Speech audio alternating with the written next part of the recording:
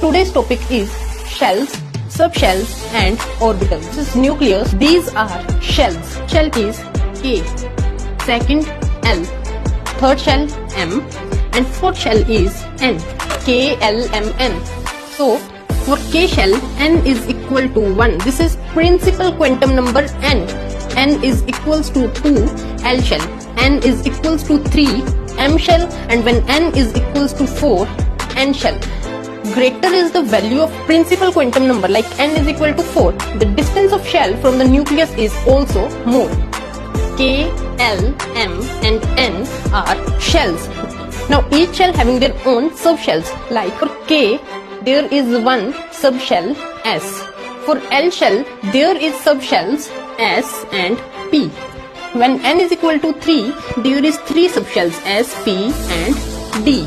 And when N is equal to 4, there is 4 subshells S, P, D and F.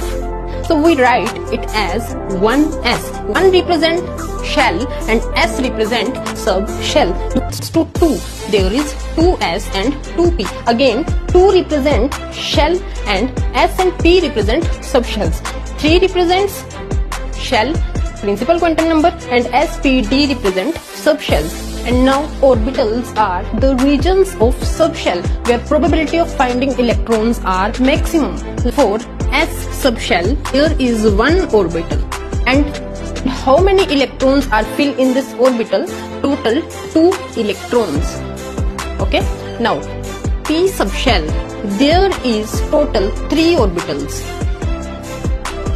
Orbital contain 2 electrons, so there is total 6 electrons filled in P orbital.